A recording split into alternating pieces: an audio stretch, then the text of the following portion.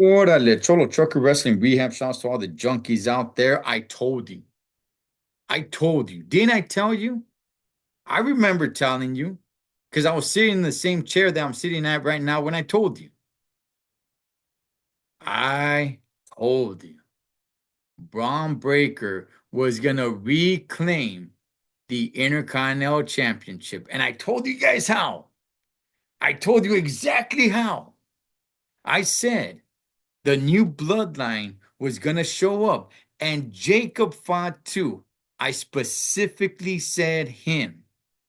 Jacob Fatu is the one that's going to physically get involved and cost Jay the strap. Jay hasn't been champion that long, but the Intercontinental title has been jumping ever since Gunther has been jumping around from Sammy to Braun, from Jay back to Braun. He's been jumping around. And I think the only reason they crowned Jey Uso as Intercontinental Champion was just so he can have that accomplishment before he goes back to the bloodline, because that was inevitable. To make the story work, bloodline versus bloodline, you were going to need Jay. And he wasn't going to go over there with the Intercontinental strap around his waist. Now, next year, he could come back and have that rivalry match with Braun Breaker, but he needed to drop the strap. Now, as I'm over here giving myself a pat on the back, hey, listen, I was wrong about the New Day. I was wrong about the New Day. They got the victory over Authors of Pain, and that story prolongs. Gosh, I can't wait for that story to finally just blow up and those two dudes just go at it. Seems like it's been going on for months. But anyway, back to this. Braun Breaker, in my opinion, can become a great Intercontinental Champion. He can. I think they need to leave it on him till WrestleMania, obviously, until WrestleMania, honestly. And maybe at WrestleMania, maybe you have him versus Jey Uso. But I say you keep Jay away from this for a while. For a while. Keep Jay busy somewhere else. Now, I don't know if Jay can just move over to SmackDown. I'm not really sure. I mean, obviously, you have superstars showing up to other shows, but they're not really competing on the other brand,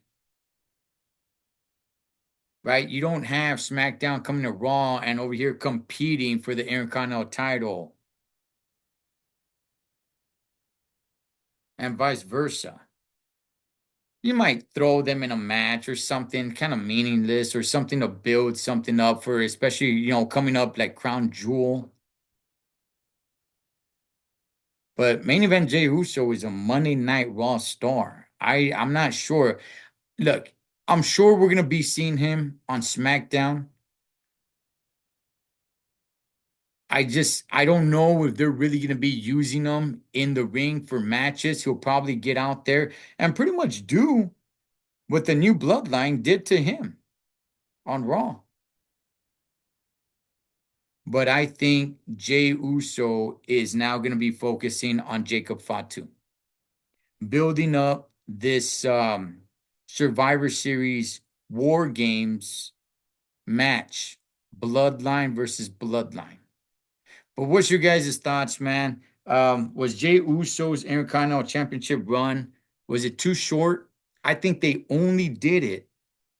I was there when he won that strap. I think they only did it just so he can have that accomplishment.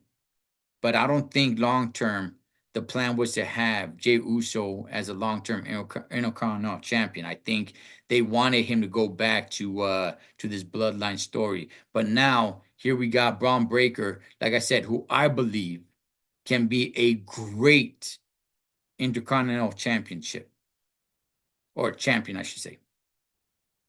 But what's your guys' thoughts, man, on all this? I was wrong about the New Day, but damn it, I was right about this. I was right about this. And I like Braun Breaker. I really do. And I think he can be, like I said, a great IC champion, man. So you guys let me know. Cholo Choker Wrestling Rehab. Shouts to all the junkies. Catch you guys on next one.